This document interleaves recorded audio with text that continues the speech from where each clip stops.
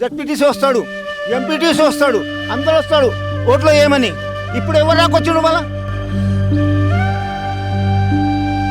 నా కోట్లు కాలే బిచ్చామనుకోదానికి వస్తావు. అరే బిచ్చామనుకోతే ఇప్పుడు సాయం చేయి. ఎన్నికలకు పోటీ చేసే వాళ్ళు ఎవరు కూడా రాలేదు, ఎవరు రాలేదు. యా లీడర్ రాలేదు, యా ప్రిన్సిపల్ కార్డు రాలేదు ఇప్పటిదాకా. హాయ్ హలో అందరికీ నమస్తే, వెల్కమ్ టు లోకల్ మీడియా. ప్రస్తుతం మనం సంగారెడ్డి జిల్లా కోయిర్ మండలం గుర్జువాడ గ్రామంలో ఉన్నాం. విలేజ్ మధ్యలో హనుమాన్ మందిర్ పక్కన ఉన్నటువంటి ఒక పురాతనమైనటువంటి బావిలో ఒక వ్యక్తి ఈత కొట్టడానికి దూకడం జరిగింది. ఇప్పటివరకు దూకిన వ్యక్తి ఆచూకీ లభ్యం రాకపోవడంతో గ్రామస్తులు పోలీసు వారికి సమాచారం అందించారు. వాళ్ళందరూ వచ్చి వాళ్ళ యొక్క ప్రయత్నాలు వాళ్ళు చేస్తూ ఉన్నారు. ఒకసారి సార్ వాళ్ళతో అడిగి పూర్తి వివరాలు కనుక్కునే ప్రయత్నం చేద్దాం. నమస్కారం సార్. నమస్తే అండి.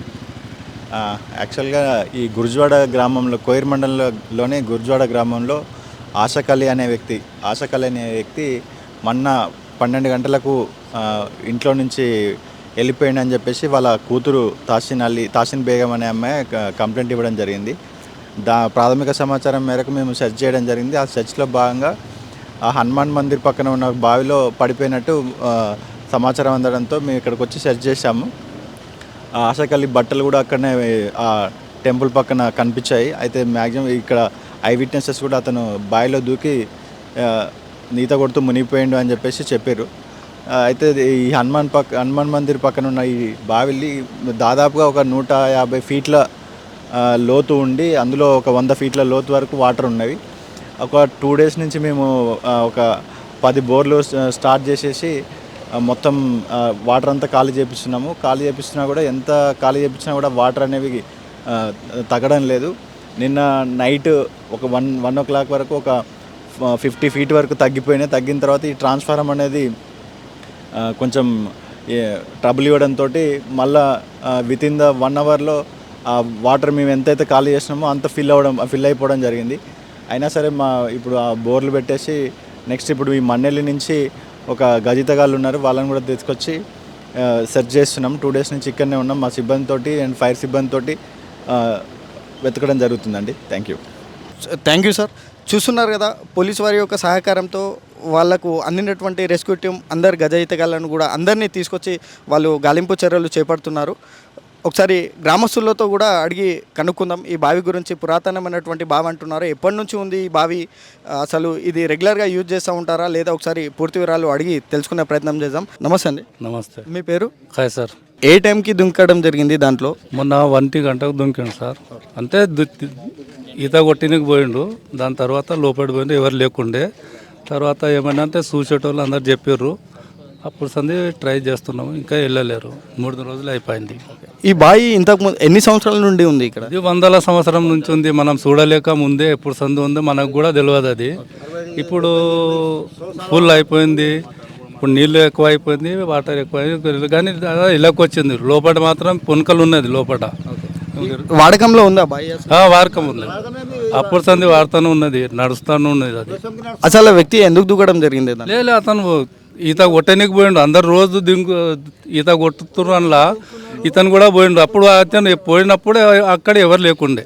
ఇది పురాతనమైనటువంటి బావి ఉండడం వల్ల దానికి ఎటువంటి కంచె లేకపోవడంతో గ్రామస్తులు ఆ కంచె ఏర్పాటు చేయాలని కూడా కోరుకుంటున్నారు. ఒకసారి అడుగుదాం వాళ్ళకి, వాళ్ళ ఏంటి సేఫ్టీ పరంగా ఏం కావాలని కోరుకుంటున్నారు కూడా ఒకసారి అడిగి తెలుసుకుందాం. చెప్పండి, మీ పేరు? బరకతలి. చెప్పండి, అంటే ఈ బావి ఎట్లా ఉంది? ఇప్పుడు ఇది ఊరు బావి ఉన్నది.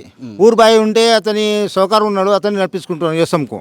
దానికి జాలి అన్న వేయాలి, ఏమన్నా వేయాలి. చిన్నపిల్లలు ఉంటారు, బస్సు పోతుంది, బైక్ పోతుంది, అందులో పోతే ఇవ్వరు. దానికి కారణం ఇవ్వరు. దానికి కారణం ఉండాలి కదా. ఇంతకుముందు ఎప్పుడన్నా ఇట్లా సేఫ్టీ కావాలని మీరు అడగడం ఎప్పుడన్నా జరిగిందా? జరిగింది. మేము ఇంతకుముందు చెప్పినాము. ఏది గోడ కట్టించినప్పుడు, గోడ లేకుండా ఇక్కడ గోడ కట్టించినప్పుడు మేము చెప్పినాము ఇదే దాని మీద జాలి వేస్తే మంచిగా ఉంటాయంటే, లేదని ఇక్కడ గోడ లేకుండే గోడ కట్టిండు. అంత గోడ కట్టిండు. మొత్తం పైన మాత్రం మొత్తం జాలి అయితే మనకు సేఫ్టీ ఉంటుంది. అంటే రోడ్డు మీద ఉంది కదా, బస్సులు పోని, కార్లు పోని, ఆటోలు పోని, అందరికీ జర ఎవరికైనా పరేషాన్ ఉన్నాయి. మేము చెప్పేది ఏమంటే, ఇప్పుడు పేదోడు 3 దినాలు సంధిలో బావిలో ఉన్నాడు, దానికి పరిశ్రమ చేయాలి. ఎందుకంటే 9 మేము మోటార్లు పెట్టినాం కానీ నీళ్లు ఖాళీకి వస్తున్నాయి. దానికి ఏం కావాలి, దీనికి ఏం చేయాలి, దానికి చేయాలి కదా. పేదోడు ఉన్నాడు, ఆయనకి 4 ఆడపిల్లలు. ఇద్దరు ఆడపిల్లలు, ఇద్దరు మగపిల్లలు. ఇప్పుడు ఇద్దరు ఆడపిల్లలు పెళ్ళికున్నారు. అంతా ఏం ఆదాయం లేదు, భూమి లేదు, ఇల్లు లేదు, ఏం లేదు. వాళ్ళ అప్పత ఉన్నాడు, కష్టం చేయాలి, కూలీ చేయాలి, తినాలి, అంతానే, వేరేది ఏం లేదంత. ఈ విధంగా జరిగింది కదా, మీ పైన ఉన్నటువంటి అధికారులు ఎవరైతే ఉన్నారో అందరూ కూడా మేము చెప్తున్నాము. సపోర్ట్ చేస్తున్నారా మీకు? సపోర్ట్ ఎవరు చేస్తున్నారు? ఎంఆర్ఓ రావాలి, ఇప్పుడు ఎమ్మెల్యే రావాలి, ఓట్లు వేసుకున్నాము. ఎంపీ రావాలి, ఎంపీకి ఓట్లు వేయలేదా? ఎమ్మెల్యేకి ఓట్లు వేయలేదా? ఓట్లు వేసేటప్పుడు ప్రజలు నాది ఇది నాది అంటే కాదు. అరే ప్రజల కోసం నువ్వు పుట్టినావు, నీకు ఓట్లు వేసినాం, నీవు రావాలి, చేయాలి ఇవన్నీ. ఇప్పుడు నొప్పి అవుతున్నా మాకు. ఎందుకు ఒక పేద మనిషి పడితే ఇట్లా ఉన్నది, అదే పెద్ద మనిషి ఎవరైనా పడితే కోటేశ్వరుడు పడితే ఇప్పుడు ఒక దినంలో తెస్తుండే వాళ్ళు. ఇప్పుడు 3 దినాలే, ఇప్పుడు దాకా ఏం లేదు. మేము మోటార్లు తెచ్చుకుంటాం, అక్కడికెళ్ళి ఇక్కడికెళ్ళి తెచ్చి 9 మోటార్లు వేసినాం. నీళ్ళు ఖాళీగా వచ్చినాయి. చూస్తున్నారు కదా, ఒక ఎమ్మెల్యే కానీ ఒక ఎంపీ కానీ ఎవరు కూడా ఇక్కడికి రాకపోవడంతో గ్రామస్తులు ఆవేదన వ్యక్తం చేస్తున్నారు. ఓట్ల సమయంలో మాత్రమే ఇక్కడ రావడం జరుగుతుంది. ఇలా ఒక పేదవాడికి ప్రాబ్లం వచ్చింది కాబట్టి ఇంతవరకు ఎవరు రాలేదని కూడా మన గ్రామ ప్రజలైతే వ్యక్తం చేస్తున్నారు. జడ్పీటీసీ వస్తాడు, ఎంపీటీసీ వస్తాడు, అందరూ వస్తాడు ఓట్లు వేయమని. ఇప్పుడు ఎవరు రాకొచ్చిండు మళ్ళా? ఇప్పుడు రావాలే కదా, ఇప్పుడు రావాలే కదా, కొడుకు రావాలే కదా.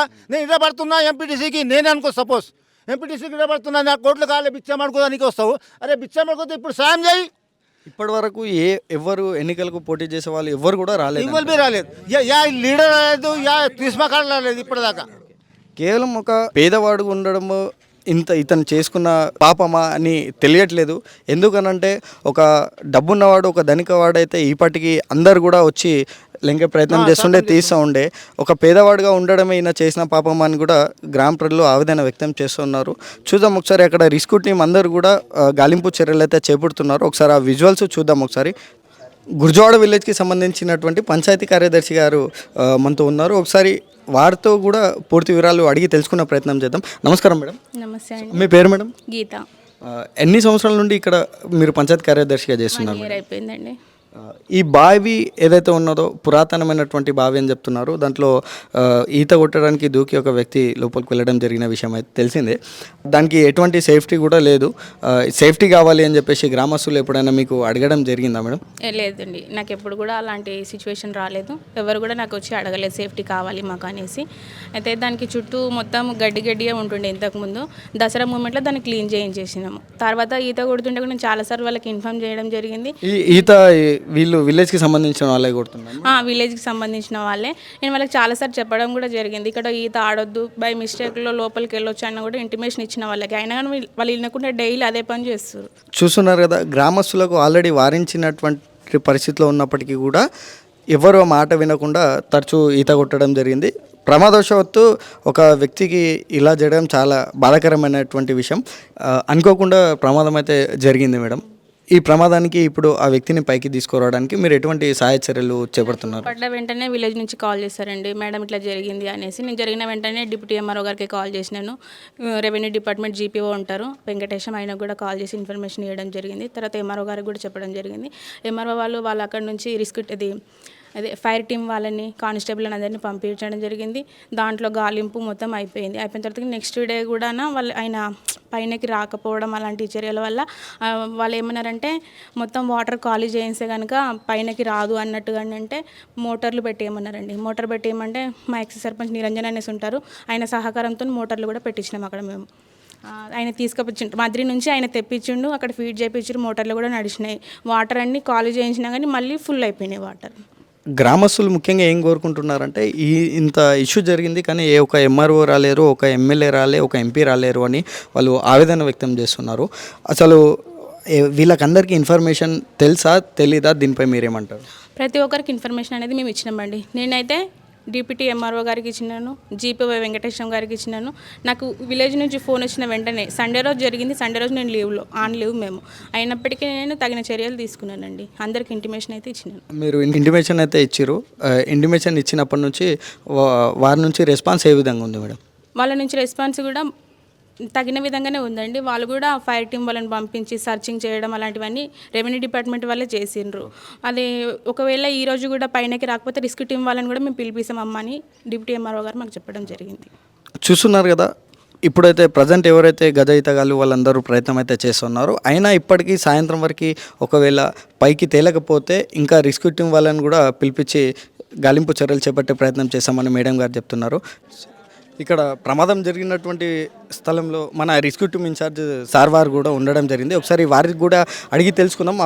ఇప్పుడు వాళ్ళకు ఇన్ఫర్మేషన్ ఎప్పుడు రావడం జరిగింది, వాళ్ళు ఇక్కడికి ఎప్పుడు రావడం జరిగింది, ఎలాంటి సహాయక చర్యలు తీసుకుంటున్నారో అడిగి తెలుసుకుందాం. నమస్కారం సార్. నమస్తే అండి, నేను స్టేషన్ ఫైర్ ఆఫీసర్ జైరాబాద్. మాకు ఇన్ఫర్మేషన్ వచ్చిన ఇమీడియట్గా మా రెస్క్యూ టీమ్ని పంపించడం జరిగింది రెస్క్యూ గ్రౌండ్కి. ఇక్కడ ఏవేవైతే చర్యలు తీసుకోవాలనో అన్ని చర్యలు తీసుకుంటున్నాం మేము. త్వరలోనే రెస్క్యూ చేసి బాడీ రిట్రైవ్ చేయడానికి ప్రయత్నిస్తున్నామండి. ఈ సంఘటన ఆదివారం మధ్యాహ్నం జరిగిందని చూసినటువంటి స్థానికులు చెప్తున్నారు సార్. ఆదివారం మధ్యాహ్నం జరిగినటువంటి సంఘటన మీకు ఇన్ఫర్మేషన్ ఎప్పుడు తెలిసింది సార్? మాకు ఇమీడియట్గా వచ్చిందండి. మాకు లోకల్ సబ్ ఇన్స్పెక్టర్ గారు మాకు కాల్ చేశారు. చేసిన ఇమీడియట్గా మేము మా టీం ఇక్కడికి రావడం జరిగింది.